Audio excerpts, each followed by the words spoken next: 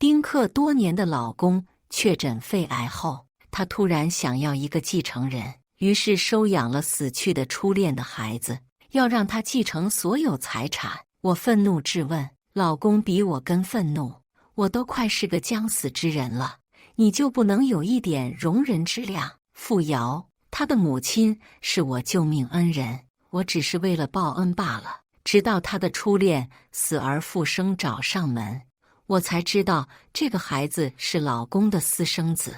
我为他付出了10年的青春，陪他白手起家，可到头来却是一场欺骗。我冷静地联系了律师，起诉离婚。后来一无所有的他跪在我面前，不断恳求我原谅他。我凑近他，冷冷地吐出2个字：活该。大家好，开始今天的分享之前，希望你能给人间烟火点个订阅，我将会分享更多优质的内容。老公沈飞确诊肺癌当天，我心急如焚赶到医院，却听到他说要收养初恋楚安安孩子为养子的消息。还未进入病房，我就听到他说：天赐，等我死后，我所有财产都是属于你的。站在门口的我怒气直冲天灵盖，怒吼道：那我呢？你眼里还有我这个妻子吗？小男孩被我这么一吼，怯生生地缩在沈飞的怀里，被我生气质问。他神色悲伤，当年安安如果不是因为救我，他根本就不会死，这些钱财留给他的孩子也是理所应当。我知道楚安安当年救过他，甚至因此无比感激他。他就算拿出1半家产给这个孩子，我也觉得是应该的。可是如今他却要将所有的一切给这个孩子，那我怎么办？我们从相恋到结婚已经过去了整整8年多，他给楚安安的孩子亿万家产，甚至趁还没有死想要教会孩子公司的一切，好让他继承今后的产业。那我算什么？我从他贫困潦倒时就开始用尽家里资金帮他创业，好不容易他成了亿万富翁，富裕几年，不用再跟着他过苦日子，却得来这样的结果。我有些心灰意冷，更多的是难过。我陪他度过最困难的时光，可最终到底比不过楚安安。我不想再听他的任何解释，头也不回地离开了病房。沈飞打来电话时，我正在酒吧喝酒。沈飞叫我回去，我冷笑：回去干什么？打扰你跟养子培养感情。早知道你怎么喜欢孩子，当初怎么还说自己是丁克，让我去结扎？那头一下子沉闷了下来。好一会我才听到他的声音：傅瑶，他是安安的孩子，他不一样。我当然知道楚安安这个人于他而言很重要，早在高中的时候我就看到他们结伴而行。如果不是因为需要钱，那么他根本不会跟我在一起。可我明知道，却还是跟他结婚，甚至因为结扎原因被爸妈断绝关系。我心中愧疚，可是我没办法，我爸妈还有我儿子，而沈飞无父无母，身边只有我一个。好在他事业有成，也会自觉跟其他人保持距离。可我万万没想到，他不是自觉克制，而是内心早有了心爱之人。想到此，我心中感到讽刺，大口灌酒。沈飞语气陡然冷了下来：你去酒吧了，关你什么事？似乎察觉到我语气的冷漠，他声音缓和下来：别闹了，你都快30多岁的人了，跟一个孩子计较这些。说罢又提起他的病情，语气无限悲凉。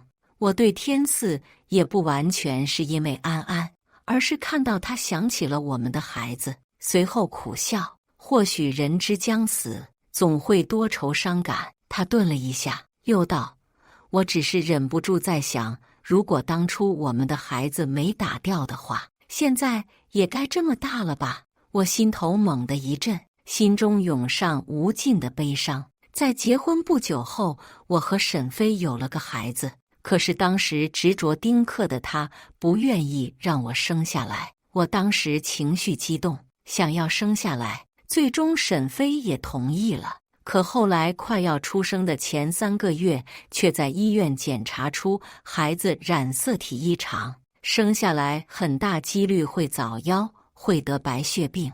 沈飞劝说我打掉，我知道你爱他，可难道你想看着他出生后一辈子活在痛苦中吗？阿瑶，你这不是爱，而是自私。最终我还是打掉了。自此我看到孩子就想到还未出生就死在肚子里的孩子，我甚至害怕因为自己身体缘故，下个孩子也会得病，而感到恐惧和难过。也因此，后来沈飞在我痊愈后带我去结扎，我也没有反对。这件事情已经过去很多年了，如今却再次想起，却让我的心脏整个都在疼痛。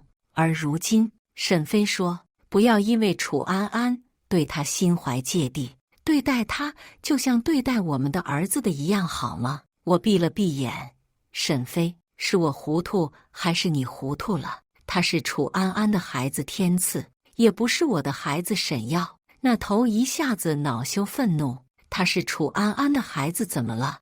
我喜欢他，想要收他为养子，似乎觉得我无理取闹。他的声音都冷了下来，傅瑶，我都是个将死之人了，你就不能有一点容人之量？他只是个孩子。说完这句话，他直接挂断了电话。他觉是我因为楚安安迁怒这个孩子，可他却没有想到，没有考虑我的人，自始至终都是他。我心灰意冷，医院却传来他双腿瘫痪手术的消息。赶到医院的时候，他已经从手术室里出来，看到我，他说这些日子都是天赐一直在照顾，嘲讽说我不如一个孩子。我沉默不语，照顾了他多日，也因此感情缓和了一些。只是我没有想到楚安安有一天会死而复生，出现在我面前。他自称当年为了救沈飞成了植物人，为了不耽误他，才说自己已经死了。如今清醒，立刻来看他。这样离谱的话，沈飞竟然想也不想就信了。我忍不住出声问他，那你的孩子为什么会找上我们？沈飞当即皱眉，神色极为不满。傅瑶，安安是我救命恩人，不要用这种肮脏下三滥的想法求揣测他。我却感到有些心灰意冷。当年他创业遭人白眼，甚至在宴会上差点被人毒哑，是我找了医生才及时得到了救治。自此我提防他人，就是怕他找了别人的道，毕竟他得罪过的人多得数不胜数。当时他还说有我是他的福气，可我没想到有一天他会说出这样的话，而且说的人还是我。楚安安闻言轻笑，没事，我没理解夫人的心思。至于天赐，因为我爸妈生病了，所以才让小飞帮忙寄养，你千万别误会。他口中说着温柔歉意的话语，可看着我的眼神却带着浓重挑衅的意味。我愤怒，可更让我心寒的是，沈飞竟然站在他那边。一瞬间，我心灰意冷，直觉这个女人很危险。虽然不知道她要干什么，但我绝对不会让她的目的得逞。我满心担心沈飞，他却一心觉得我是嫉妒楚安安，恶意针对他。其实没有，我只是不让沈飞吃他带的东西。明知道他肺癌不能吃油腻辛辣的东西，他却偏偏要带这些东西给沈飞吃，还跟他一起回忆从前，被我阻止。最开始沈飞还会隐忍，可多次后他青筋暴跳，直接将东西扔在我身上。他的神色狰狞，愤怒到了极致。不是说我不能吃吗？那就全给你得了。我额头破裂，流出鲜血。他没有丝毫关心，眼里满是对我的厌恶。傅瑶，别觉得你是我妻子就可以对我管东管西。如果不是以为安安去世，我根本不会娶任何人。他的话语犹如一记重锤，让我大脑登时一空，空白又心凉。我其实一直知道楚安安对他很重要，可我没想到他会因为楚安安对我说出这样的话，且还是因为我怕这些东西就加重他的病情。我心灰意冷，甚至感到脑袋嗡嗡直叫。楚安安却道：“小飞都快要死了，难道还不能吃他喜欢吃的东西？”沈飞闻言，眼眶一瞬间红了，他神色感动地说：“这么多年了，还是你最懂我。”看着他们，我突然感到极为荒谬。我为他付出了那么多，陪伴了他那么多年，可到头来却是一场空。自此，楚安安给他吃什么，我都没有再说什么。终于，他因为违背医嘱，好几次手术时，楚安安几次后却怀疑我是不是你在我给的东西里面下药。我闻言嗤笑：“是我下药，还是你不听医生的叮嘱？别说你心里不知道。”他脸色登时大变，恨恨看着我：“贱人，你都被丈夫唾弃了，你还得意什么？要知道，当年不是小飞以为我死了，他根本不可能娶你。”这些话已经听腻了，我心里刺痛了一下，平静看着他。我是被他厌弃，但他若是知道你当初离开是因为嫌弃他穷才诈死出国，你觉得他会怎么看你？楚安安的脸色已经铁青。你是怎么知道的？我没有说话。见此，他扬唇冷笑：“知道又如何？他是我的，你不知道吧？我儿子天赐就是我跟他的孩子。”听到这句话，我瞳孔颤动了一下，心中却没有意外。我知道，我查到了。这些天从他出现，我就已经将他调查清楚。我知道的事情，沈飞知道的只会比我更清楚。可他却一如既往地纵容楚安安。想到此，我看着他的目光带着不屑：“知三当三，就那么让你得意吗？生怕别人不知道你犯贱。”楚安安脸色阴沉下来，唇角却勾起冷笑：“我犯贱？那你亲手杀死自己的孩子，岂不是杀人犯？”我只当这是他故意气我，正当想要走人，他却道：“你还不知道吧？沈飞答应过我不会跟任何人有孩子，所以他为了让你不生下孩子，伪造医院证明说孩子生下来会得白血病。结果你真的信？”我怔怔看着他，脑袋空白，浑身血液凝固。他的声音却在继续：“你杀死了自己孩子，你这个杀人犯有什么资格说我？”我不断摇头，不信他的话，想要去质问沈飞，他却当场打了沈飞的电话：“小飞，你当初骗傅瑶杀死自己的孩子是为什么？”那头沈飞嗓音宠溺，清晰入耳：“傻丫头，我答应过你，只会让你给我生孩子。”楚安安扬眉：“那可是你的亲生孩子，你不心疼？”沈飞冷笑：“孩子从你肚子里出来的才是我的孩子，至于其他的，不过都是讨债鬼。”我浑身血液冻结，心如死灰。那天，楚安安得意离去，而我找遍了当时的医院，甚至为我诊断的医生。最终我才知道，医生根本没有说出那样的话，一切不过是沈飞不想让我生下孩子的骗局，就连诊断书也是假的。我疯了般想去质问他，那可是我们的孩子，他怎么狠得下心？可等我找到他的时候，看到的他却是他笑容慈爱地看着他和楚安安的孩子。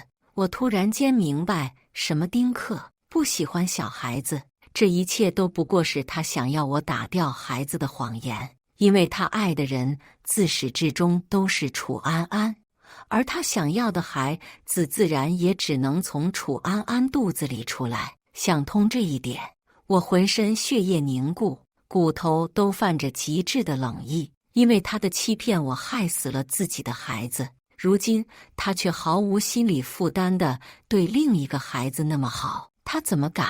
我心中恨到极点，却不得不死死压抑心中翻腾的恨意。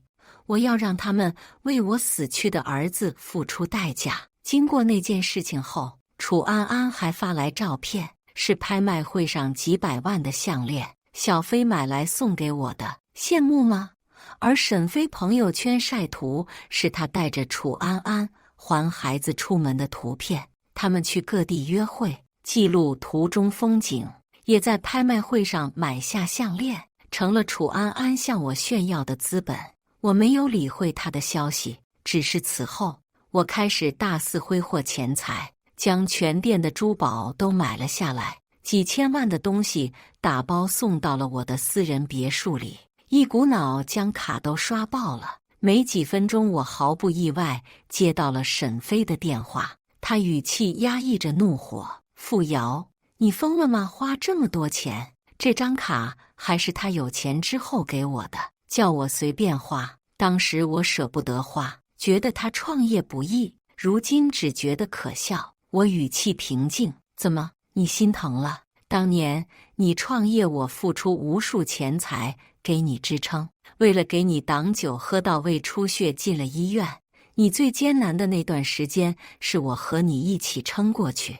我帮了你多少，你心底清楚。没有我，你根本不会有现在这一切。”沈飞勃然大怒：“傅瑶，我能成功靠的全部都是我自己。”我面无表情，直接挂断电话。不出意外，这张卡果然被停掉了。沈飞说要跟我离婚，楚安安更是气得发消息骚扰我，一下子花了几千万，你是掉进钱眼里了。我听了只感到很可笑，怎么，我是他的妻子，花他钱名正言顺，倒是你身为小三，在这里激动个什么劲？楚安安冷笑：“就算我花钱怎么了？他巴不得给我花，还发来他们在外旅游买的各种东西。”语气恨恨地说：“你别太得意，很快他就会跟你离婚。”没等沈飞找上我，我就已经联系了律师，整理他出轨的证据，起诉他。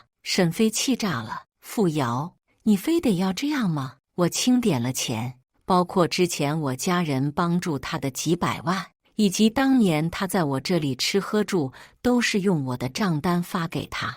当年的几百万跟现在的可不一样。沈飞，这是你欠我的。就连他的公司也是靠我不断喝酒拉投资来的。如今他这番做派，就是想要我忍不下去，自己提出离婚。他一分也不想给我，任由楚安安来羞辱折辱我，而他在自己冷眼旁观。”想到此，我的语气带上了几分恶意：“你要选择离婚，还是打算让楚安安继续当你的情妇？让你自己选。”那头传来楚安安气愤的声音：“不行，小飞，你千万不要因为我让这个恶毒的女人得逞。”我也不着急，直接挂断电话。他一天不跟我离婚，我就各种挥霍。他把我的卡冻结了也无所谓。我直接将东西送到宅子里，让他的人签收付款。沈飞脸色都黑了，又不能不付款，不然被人知道，还以为堂堂董事连这点钱还赖账。没几天，听说沈飞被我气进了手术室，楚安安用沈飞手机打电话炮轰我：“你这个不要脸的贱人，小飞都被你气病了。”我语气平淡：“不要脸的是你，我管你跟他有什么感情，但我和他还没离婚，你就是小三，知三当三的贱人。”他儿子语气愤怒：“你才是贱人，你这个女人赶紧去死，别打扰我爸爸妈妈的生活。”我听笑了，看在你是个孩子，我就不怪你了。不过你要搞清楚，你妈才是小三，还插足别人家庭，而你就是小三的孩子。说罢，我没再听下去，直接挂断了电话，开始各种挥霍，还以好心人的名义将送了许多东西给我爸妈。从前我送的都被拒收了，自此我就以别人名义，他们才没有拒绝。沈飞从手术室出来后，迅速找上给我打了电话，他同意了离婚的事情，且要迅速跟我离婚。再次见面，他是坐在轮椅上的，原本惨败的神色愈发白了，但看着我的眼神在喷火。我神色平静：“你决定好了就签字吧。”旁白楚安安眼眸冰冷看着我，小飞刚从手术室里出来，你看不到吗？你眼里出来前还能看到什么？沈飞神色更冷了，看着楚安安的眼中带上了暖意。我扯了扯唇角，扬唇笑了，眼眸直勾勾看着沈飞。爱钱有什么不对吗？几百万和8年掏心掏肺都换不来一颗真心，我就当过去的人死了。对方的脸色迅速黑了，等律师看完后在合同上签字。从此以后，我们互不亏欠，互不亏欠。我和他之间，他可是还欠我一条人命，而这是我该拿的。领完离婚证后，我将收拾好的行李拿去了自己婚前的房子，提前叫人打扫了后，这里跟我结婚前没有两样。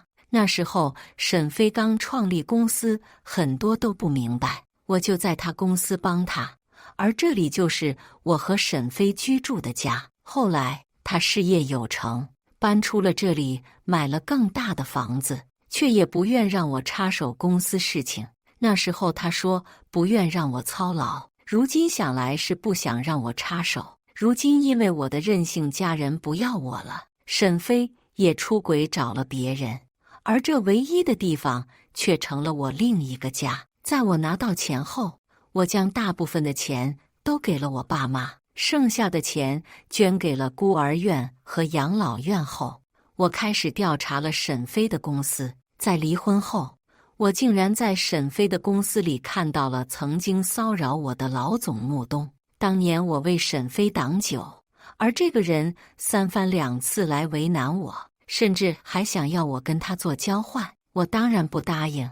之后才知道他臭名远扬，喜欢玩弄女人，死在他手里的人不计其数，却因为上头有人而有恃无恐，继续来骚扰我，最终被我用花瓶的砸破了脑袋。我想报警，但沈飞阻止了我，让我把事情交给他处理。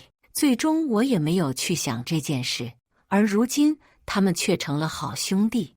我私底下叫人去查看，出门却被一辆车险些撞死。原本我走在街道上，结果一辆车突然朝我开来，前方人群惊呼纷纷让开，车子已经来到了我的面前，砰的一声，车子撞上了墙壁，车头已经被完全撞坏，司机更是当场死亡。如果没有路人将我推到一边，那么死的人就会是我和这个司机。我脑袋一片空白，被送去了医院处理伤口。警察调查完说是车子失控了，可我直觉感觉不是，甚至我觉得这是一场针对我的谋杀，因为只有我才知道车子完全是冲着我来的，向救我的人道谢。随后我立刻雇了几个保镖保护我，就连我爸妈那里我也叫人去盯着。再也调查的人在查到沈飞的时候，线索就断了，更多的是无人敢继续查下去，而我只好自己私底下开始彻查沈飞的公司，却发现了公司里的一些事情。比如沈飞经营的娱乐公司里有无数演员自杀而死，从12岁到25岁期间，而这些自杀的都是在大火的阶段。他们公司对外统称是压抑太大，得了抑郁症。可我调查这些人才发现，并不是。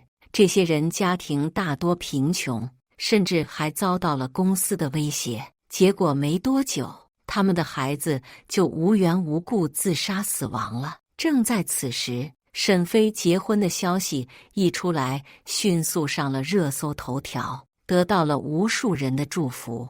只是在这场大喜上，同时登上的是女明星抑郁自杀未果，被人救了下来，但没一会就被人压了下来。我记在了心里，叫人去调查。而楚安安在社交平台上发布了婚礼现场，一时间涨粉100万。我想起和沈飞结婚的时候，什么也没有。那时候沈飞感动又愧疚，说以后要补给我一个盛大的婚礼，但直到离婚都没有实现过。而如今这场盛大婚礼的主角是楚安安和他们的儿子。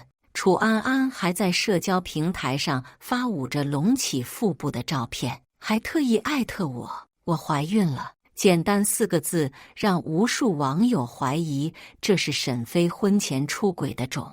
一时间，评论区瞬间变味了，被无数网友质疑瞧不起。他拿我结婚3年还生不出孩子说事，沈飞也出面给他撑腰。我和前妻已经私底下离婚了，有种变相默认我生不出孩子。一时间，有人说我3年生不出孩子，离婚也正常。有人感叹，当年他们夫妻执手共创事业，惹得无数人羡慕，却没想到不到3年就离婚了。有人道，不会是跟人恶搞到肚子里生不出孩子吧？当年他们那么相爱，说没孩子这不可能。看这情况，沈总肯定没有问题。一时间，我成了被人攻击的靶子。我直接发布他们背着我偷情出轨的照片，以及当年沈飞说自己丁克，还骗我打掉孩子的事情说了出来。结果如今他孩子都7、8岁了，肚子里还有一个。对此，沈飞暴怒发声，说是我自己生不了，在网上胡言乱语。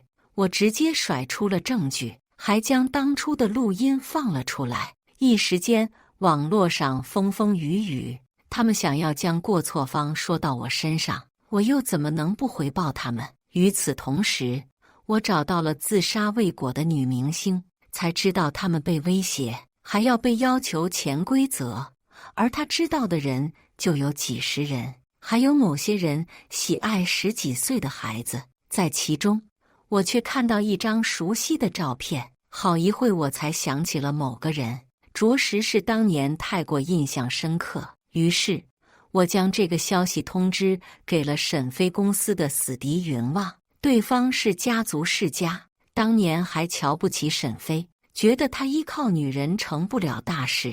我本来因此对他极为反感，后来他妹妹失踪了，他寻找多年，最终出国不再踏入国内。当时我还看过这个孩子几次，只是我没想到他的失踪竟然跟沈飞有关。远在国外的云旺迅速质问我事情真假，我看出其中有猫腻，却不敢打包票，只透露了那些跳楼的名字。但他妹妹不是明星，却出现在那里。他消失的时候年龄也不过才12岁。在沈飞带人度蜜月，楚安安不断发消息视频向我炫耀的时候，云旺已经回国了。他一来就找上我，我直接给他照片。云旺眼眸冰冷犀利，你不是他的妻子吗？有何目的？我语调慢条斯理，现在是前妻了，目的吗？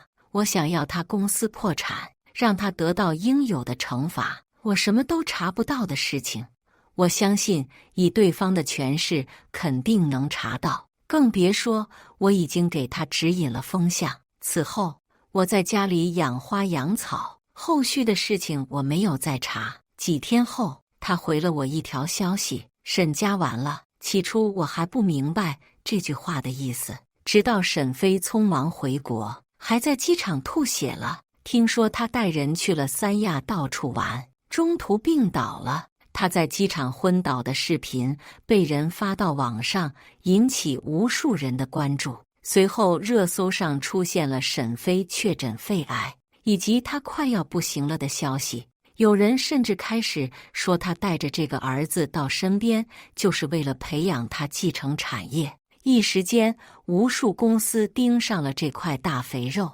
而弄出这一切的人是谁？不用想，我心里也明白是云旺。只是我想到会这么快被调查到，但事发之后，楚安安却第一间怀疑上我，是不是你透露消息的？说是不是？我对此唯有嗤笑。我看着很闲吗？视频里，沈飞已经躺在了病床上，听说他身体虚弱到公司业务都是在医院处理的。他睁着虚弱的眼眸，此刻紧紧盯着我，说：“只要你承认，我不会说怪你的。”我神色平静，不是我说的，协议中有写，我不会连这种话都说出口。他神色似乎松了口气，我直接挂断电话。这事我没说，但不代表就没有人知道。他天天在医院，说是调理，这次更是直接进了医院，容不得人不怀疑。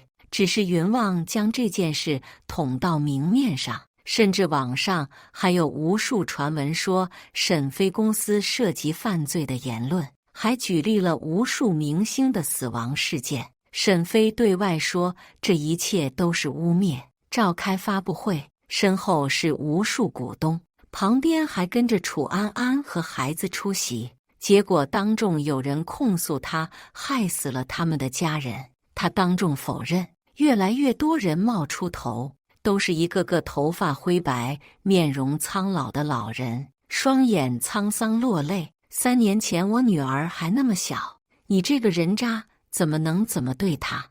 我儿子就因为反抗被他砍断了双手，在家中服药自杀。你们这些杀人犯怎么有脸在这里？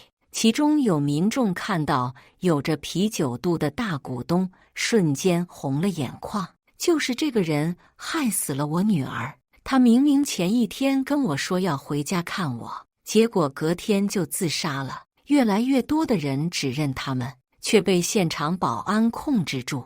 台上沈飞神色镇定，将他们说是要钱的，可下一秒现场却响起了他自己的声音。这些女人要多少有多少，陈总就算喜欢幼女，我也能将人搞来。一时间他脸色煞白，全场响起怒骂声，有人直接拿起手中白菜朝他扔过去，越来越多的人拿鸡蛋砸他们。沈飞还说这是污蔑，我从来不曾说过这些话。楚安安神色慌乱，更多的是不屑一顾，真是钻进钱眼里了，都疯了还爬上来，还不赶紧将这些贱民都打下去。可最近自杀的女明星却走了出来，我可以作证这些事情都是真的，因为沈总也是这么威胁我的。若不是如此，我也不会悲愤自杀。好在我被人救了下来，不然我还不知道我是得了抑郁症自杀。当天，沈飞在无数围攻下被保镖护送走，可随之被爆出来的是他背地里绑架幼女。没多久，沈飞就失踪了，谁也不知道他在哪里。但在1个星期后，他双腿被打断，出现在了街头，被人发现，就连脸上都是无数刀割般的痕迹。很快，他被带去了医院。清醒后，当众说要告云望绑架他，有人还拍了下来。视频里看不过瘾，我直接到现场，看到他极为愤怒。当年他就屡次针对我，现在我变成这副样子就是他害的。他报警，结果被抓的人是他自己。路过时，我在人群中冰冷看着他，他也看到我，还想让我为他作证。当年你也是知道的是不是？我唇角勾起冷笑，我不记得有这件事情。他神色陡然愤怒起来，是你，肯定你们合伙来搞我。他嘴里不断咒骂，被带走。随着他的离开，他公司股东卷钱跑路，一下子跑得精光，无数人上门催债，而楚安安连夜跑路，却被人堵住，拍了视频。他连忙将我推出，我们才结婚不久，论钱，你们应该找傅瑶瑶。不仅如此，他还爆出我拿走的离婚金钱数额。无数人眼红，纷纷找上我。我直接在网上公布这段相爱8年被背叛的恋情，从倾力相助到现在，以及发出将资金捐赠给孤儿院以及老人院的截图，得到了无数人的称赞。网友一下子发现自己被楚安安利用，不断网暴辱骂他，这个插足别人家庭的贱女人就该被骂。楚安安崩溃，发消息质问我一个还怀孕的母亲，还带着孩子，你怎么能让所有人来骂我？我冷冷嗤笑，这就承受不住了。你找人开车打算撞死我的时候，也没见你心软啊。他直接将我拉黑了，还想要从机场离开后，我直接报警，将他抓了。他满眼血丝，神色满是怨恨。都是你这个贱人！明明我可以走了，为什么你要出现？之前怎么就没有将你弄死？我心中恍然，果然是他。这次连同他的孩子都被抓走了。此后，我还找到了沈飞，特意将事情跟他说了一下。在你公司破产后，他们连夜拿钱想出国，连监狱里的你都不顾了，真是可怜。最开始，沈飞冷笑看我，反正我也要死了，他想离开也是情有可原。可后来得知楚安安从牢里出去，竟然连给他请个律师都没有，他愤怒了，每天疯狂怒骂楚安安白眼狼，甚至看到我还向我求助。我低头看着他狼狈的模样，扯唇轻轻一笑，求我可能就考虑一下。他眼神惨败，没有骨气向我恳求，我求你了，我不该欺骗你，是我不对，你打我骂我都好，不要这样对我。我纹丝不动，他不断哀求道，我真的错了，我才30多岁，好不容易到现在这一步，现在还患病，本就没有多久可活了。我现在双腿又冷又疼，阿瑶，你看在我们从前的情分上，我求求把我放出去。我冷冷嗤笑，怎么这就受不了了？你知道我不得不杀死孩子的时候有多么痛苦吗？沈飞神色慌乱，阿瑶，我做的事情老天爷已经惩罚过我了，现在的我只剩下这1年多的时间，我想在临死前安稳度过这段日子，难道还不行吗？当然不行，你还没有赎罪呢。身后云望冰冷的声音传来，他神色阴冷，看着沈飞，别着急呀，你想出去，我会帮你，毕竟坐牢太便宜你了。沈飞神色从哀求转为了恐惧，疯狂摇头，不，我不出去了，我待在这里挺好的，我不出去。没过多久，沈飞被释放了，只是他出去后，这次迎接他的是一群讨债的人，他们疯狂朝沈飞怒骂，向他索命，还要他欠债还钱。沈飞拔腿就想跑，却被他们拿东西砸中，倒在地上血流不止。这一幕被人录下视频发到网上，竟然还上了热搜大火，无数民众冷笑痛快，凭什么他害死那么多人还可以活着？我原本不明白云望为什么要把他放出来，结果看到他发来的视频，一时间感到毛骨悚然。只因每次沈飞每次死里逃生，没一会就会被无数人报复虐待。视频中他凄厉声音让我浑身发寒，但他没有死，因为被云望的人给救了。我叫他别再发视频给我了，这次是真的收集到了车祸证据，将楚安安直接送进了监狱。进去的时候，他双眼通红无神，还在喃喃自语，天赐还这么小，要是没有我该怎么办？他不断挣扎，扑到我面前，跪在地上不断磕头，我求求你帮我照顾天赐一下，他还是个孩子，什么都不知道。我感到荒谬又震惊，脸上却很平静。抱歉，人各有命，只能怪他有你这么个母亲。他颓然坐在地上，神色满是苍凉。而他不远处，他儿子还拿东西扔我，你这个坏女人，都怪你，你这个贱人。